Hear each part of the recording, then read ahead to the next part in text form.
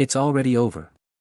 The great project, the promise of a New Britain, has crumbled into dust before it even began.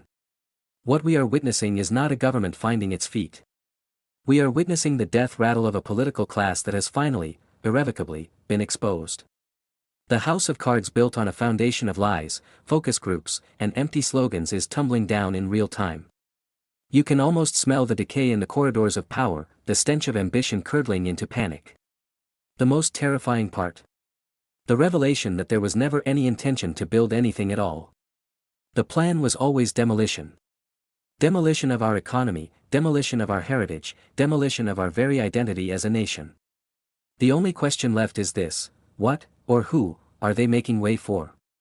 Who are the vultures they have invited to feast on the carcass of a once great country? Don't listen to the whispers from the Westminster machine.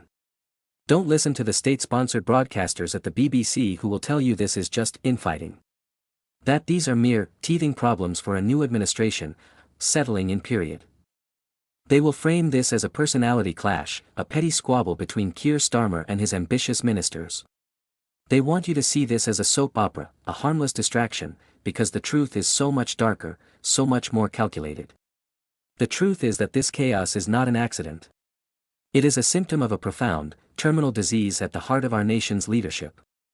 This isn't incompetence. It is the inevitable, calculated result of handing the keys to the kingdom to a man who despises its history, a party that loathes its people, and an ideology that seeks only surrender. This is a party that sees our past not as a source of pride, but as a catalogue of sins to be apologized for, a story to be rewritten by their activist allies in our universities and museums. This is a government that was elected to fix Britain, but which believes Britain is the thing that is broken. This was never about governing. It is about managing our decline. It is about keeping the British people distracted with pathetic Westminster psychodramas while the real damage is done behind closed doors, in secret committees, and in late-night deals with their globalist paymasters. While Starmer's own office wages war on his own cabinet, while his spin doctors and strategists knife each other in the back for a better seat at the table, the borders remain open, a gaping wound in our national security. While they obsess over who briefed who about a trivial argument, a new statutory instrument is quietly passed, handing more power to an unaccountable quango. While they argue over who gets to be captain of a sinking ship, they are drilling holes in the hull. This chaos is a smokescreen. A carefully orchestrated shambles designed to exhaust you, to demoralize you, to make you believe that nothing can ever get better, so you simply give up and accept your fate. It is treason by incompetence, a national surrender disguised as a circus. And so the great divide in Britain is laid bare, more brutal and more unforgivable than ever before. On one side, you have the new elite. The Labour court of King Keir. A privileged cabal of careerist politicians, pollsters, strategists, and apparatchiks living in their insulated London bubble. They glide in chauffeur-driven cars past the homeless people their policies create. They spend their days playing power games, plotting against one another, their biggest concern being a negative headline in The Guardian or a sarcastic tweet. They dine in private clubs, sipping expensive wine, laughing about the focus groups from the Red Wall seats they conned. They leak to journalists that the health secretary is out of his depth, that he's struggling with the numbers, all to position their own faction for a future leadership bid.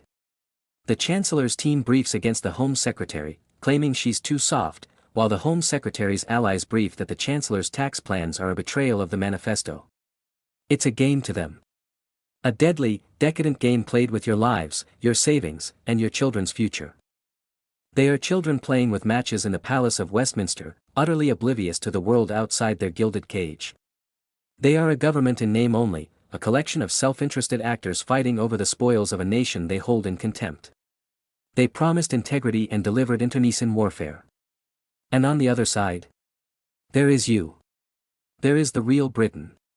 The Britain of pensioners who are terrified to turn on their heating, counting pennies while the politicians award themselves another pay rise. The Britain of families who see their wages devoured by stealth taxes and an inflation crisis deliberately engineered by the Bank of England, a crisis they now blame on you for wanting a pay rise. The Britain of veterans, betrayed and forgotten, watching the country they fought for being given away piece by piece. The Britain of the farmer, staring at fields flooded because of nonsensical green policies dreamt up in a London seminar by people who have never seen a cow. The Britain of the nurse, finishing a 14-hour shift, only to find her car has been broken into again, and the police don't have the resources to even investigate. The Britain of the small business owner, working 80 hours a week, watching their life's work go under because of taxes and regulations designed to help multinational corporations. The Britain of communities watching their way of life erased by wave after wave of uncontrolled migration, while the government is too busy having a nervous breakdown to even notice, let alone act. While they play their pathetic games, you are living with the consequences. You can't get a doctor's appointment. Your children's schools are crumbling. Your streets don't feel safe. You were promised stability. You were promised competence. You were promised a country that works. And what did you get? You got a prime minister who can't even control his own chief of staff. You got a government at war with itself. You got the ultimate, devastating betrayal. At the center of this vortex of failure stands Sir Keir Starmer. A man of such weakness, such astonishing emptiness, he makes all who came before him look like giants. He is a political black hole, a man defined only by what he isn't. Not Corbyn. Not Tory. A collection of focus group soundbites with no conviction, no soul, no core. This is a prime minister who, we are told, has been forced to apologize to his own ministers because his own Downing Street operation tried to destroy them. This is a leader who, his own allies admit, would sack the person responsible for the chaos, if only he could find out who it is. Let that sink in. The man with all the power of the state at his fingertips, with a vast majority in parliament, cannot identify a traitor inside his own office. He is not in charge. He is a hostage. A puppet whose strings are being pulled by unaccountable backroom figures. He is the prisoner of number 10, locked in a gilded cage by his own unelected Svengali, his chief of staff, Morgan McSweeney, the so-called genius who has mistaken campaigning for governing and has driven the entire government into a ditch within its first year. Starmer is the face on the poster, but McSweeney is the hand pulling the levers, the shadowy Rasputin of the regime, a man no one elected, who now wields more power than the entire cabinet. And the entire machine is grinding to a catastrophic halt. Even Alastair Campbell, the dark prince of spin, the architect of New Labour's decade of deceit, is sounding the alarm. When a man like Campbell, who resigned in disgrace over the lies that led us into the Iraq War, tells you your government is a shambles, you know you are witnessing a new dimension of political collapse. Campbell looks at Starmer and sees a void. He sees a vacuum. And he is terrified. Not for the country. But for the establishment he represents. Because he, like the rest of them, can hear the footsteps. He can see the shadow looming. He warns of a dark place if they lose control. He speaks a name they all fear, a name they have tried to silence for 30 years. Nigel Farage. For 3 decades they have thrown everything at him. The insults, the slurs. The full might of the corporate media. They tried to cancel him. They tried to bankrupt him. They tried to ridicule him.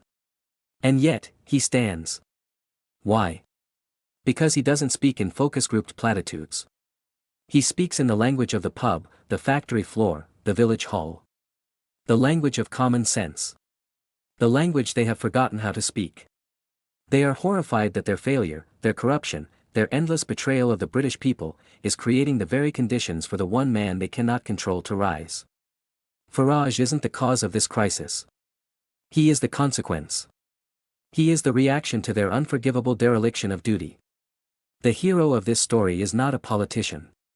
It is the dawning realization in the minds of millions of British people that the entire system is rotten to its core. The two-party cartel that has passed power between them for a century, running our country into the ground, is finished. Their game is up. They are exposed as two cheeks of the same backside, interested only in their own power, their own pensions, their own prestige. The panic you are seeing in Westminster is the death agony of a corrupt and broken establishment. They know they have lost you. They know their lies no longer work. And they are terrified of what comes next. This is not just a political choice. It is a civilizational one. So the question for you is simple. As their rotten structure collapses, do we stand by and allow them to drag us all down into the rubble with them? Or do we seize this moment of chaos to finally, once and for all, build something new from the ground up? They want you to feel helpless. They want you to believe there is no alternative. Prove them wrong. They depend on your silence. Make your voice heard. Your grandparents fought for this country on the beaches and in the skies. Your parents built it in the factories and the shipyards. Your duty, our duty, is to fight for it now, in the comments section, on your social media, in conversations with friends and family. This is the new front line. Share this video with every single person you know who needs to see the truth. The battle for Britain has begun. Whose side are you on? Let me know in the comments.